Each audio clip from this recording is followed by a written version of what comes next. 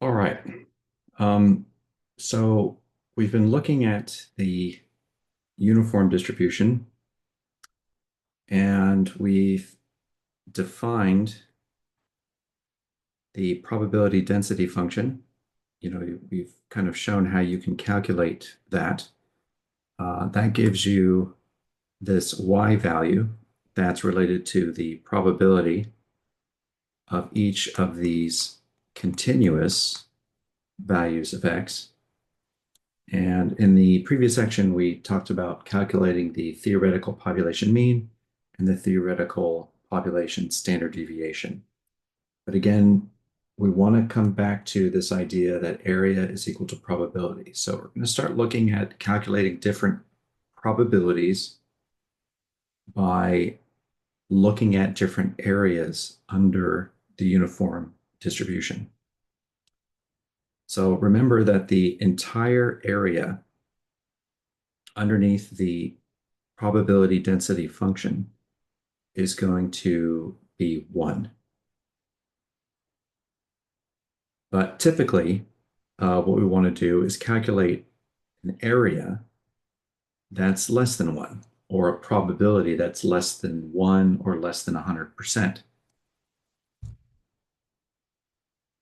So we're going to be calculating the area of rectangles defined by some minimum and maximum value of x. And the height of the rectangle, which is defined by our probability density function. And so we'll be able to calculate the area of the rectangle as width times height. So let's return to this example of the smiling baby. This is a very happy baby. So using the data of 55 smiling times of one 8-week-old baby in the previous sample, again, assume these smiling times follow a uniform distribution between 0 and 23 seconds. This means that any smiling time from 0 to and including 23 is equally likely. Equally likely is what it means to be uniform. What is the probability that a randomly chosen 8-week-old baby smiles between 2 and 18 seconds? Well, as usual, let's take what we were given and let's try and draw a visual. Let's see what we've got. So we know we've got a uniform distribution that's going to be between 0 and 23 seconds. So here's 0, and here's 23 seconds. Now we know a uniform distribution is going to be a certain height on the y-axis. And so that height is given by the PDF, which is f of x equals 1 over b minus a. So in our case, what is 1 over b minus a?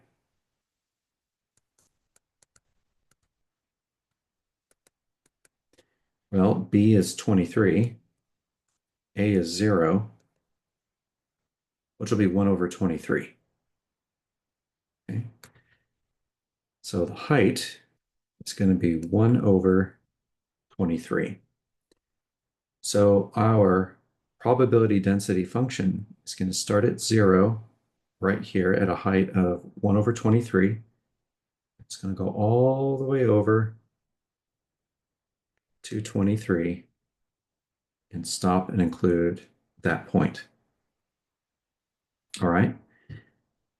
So this is pretty much just drawing what we were given here. And we know this is our value of A. This is our value of B. Now, in part A, it says, what is the probability that a randomly chosen 8-week-old baby smiles between 2 and 18 seconds? So what's the probability that we get a value of x that's greater than 2 but less than 18. What is that? Well, let's see here. 2 would be somewhere right about here, and 18 would be somewhere right about here. What's the probability? Well, probability is area. So what we want is we want the area of the rectangle between 2 and 18 on the left and right, and between the x-axis and our probability density function. So we want this area. Okay. Well, so the probability between 2 and 18 is going to be equal to the area of our rectangle. Well, what's the area of the rectangle? It's in the width, which is the change in the x values, times the height, which is the change in our y values. So let me put here width times height. And so what is our width? Our width is going to be 18 minus 2. And our height is going to be 1 over 23 minus 0. Okay, which is going to give us what? 16 times 1 over 23. And this will give us a probability of x being between 2 and 18 equal to 0.696, or 69.6%.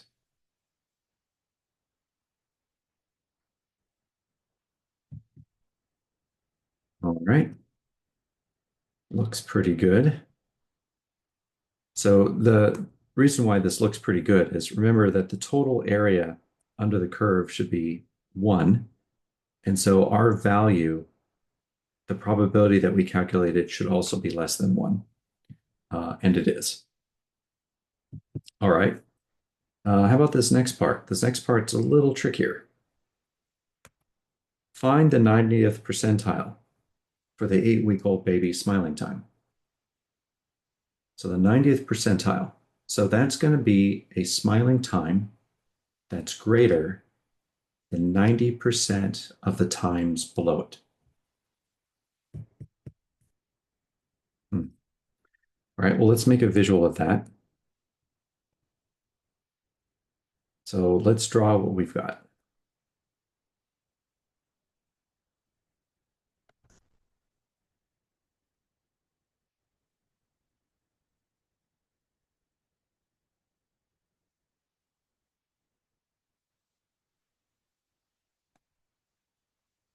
Okay.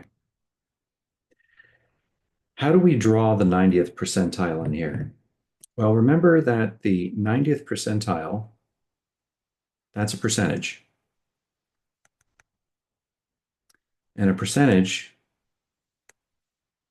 can be represented as a fractional decimal. So what we're looking for is we're looking for some percentile rank that is 90% greater than all the values less than it. So what we know is that the area of the rectangle, we know it's 0.9. It's 90%.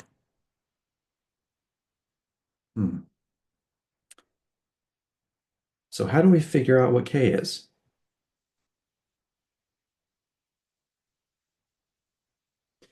Well, we have this equation. The area of a rectangle is equal to the change in the x times the change in the y, okay, which is width times height. And so what is our change in x values? Well, It's k minus 0. What's our change in y values? 1 over 23 minus 0. And what's our area? 0.9. All right, let's simplify this. Okay, we're not doing anything with this 0.9 just yet. What's k minus 0? That's just k. And then what's 1 over 23 minus 0? Just 1 over 23. So now, in order to get k by itself, if we multiply both sides by 23 over 1, like that, these 23s will cancel and leave us k. And let's see here, 23 times 0.9 is going to be 20.7. So a smiling time of 20.7 seconds is greater than 90% of all the smiling times below it. And that looks pretty right? Because for it to be 100%, it would have to be 23, and 20.7 is a little shy of that. So I think that that looks correct. All right. Let's look at the next part, part C. Find the probability that a random 8-week-old baby who hasn't smiled for 8 seconds, let me correct this typo, who hasn't smiled for 8 seconds will smile after 12. So this is actually a conditional probability.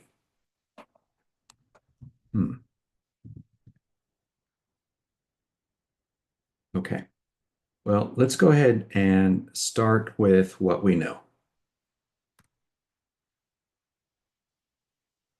So we know that we've got our uniform distribution from 0 to 23. It has a height of 1 over 23. And I'm just going to kind of sketch out the PDF across the top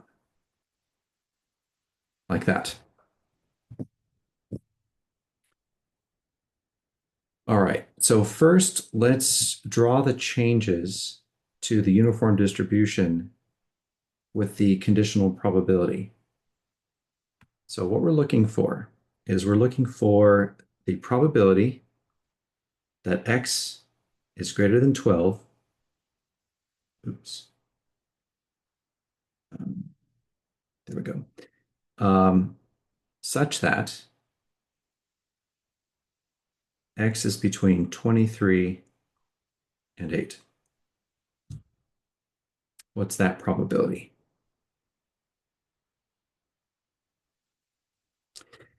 So, it's like if the baby hasn't smiled for the first 8 seconds, what's the probability then that the baby is going to smile after 12?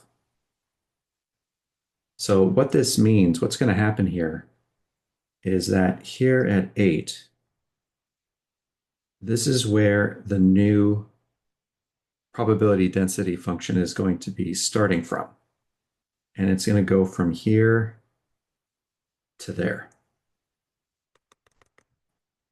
And what we're trying to do is calculate the probability where x is greater than 12.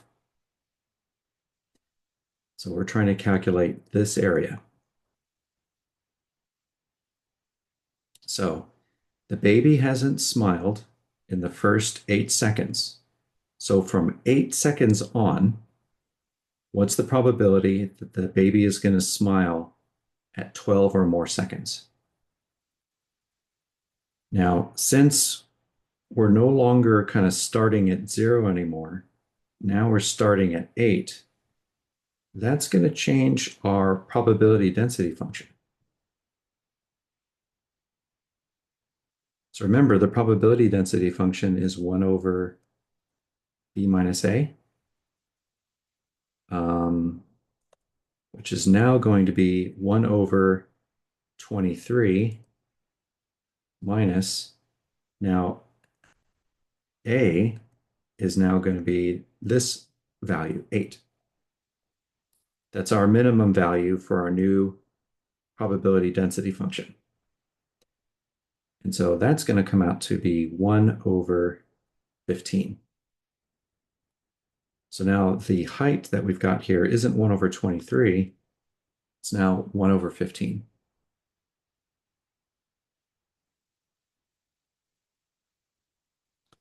So now what we need to do is to calculate the probability that the baby is going to smile after 12 seconds, given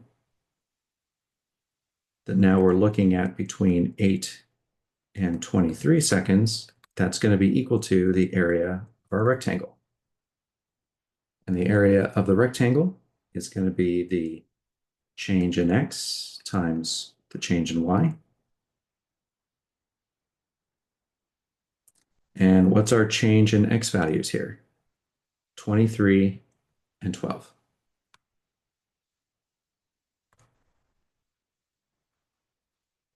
What's the change in y values?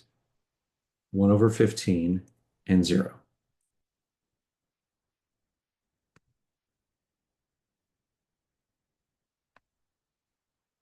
So let's see here, 23 minus 12 is going to give us 11. And 1 over 15 minus 0 is going to be 1 over 15. So this is going to give us an area of 0.733, repeating, which is 73.3%. So that technically is the probability that x is greater than 12. So the probability that the baby is going to smile after 12 seconds, given that the baby has already smiled for 8. Like that. This one does kind of play with your mind a little bit, but this is how you can think of conditional probability in a different way. Okay, so now we have this next example. Go ahead and give that one a try, and the next video will go through that one. Let me know if you have any questions.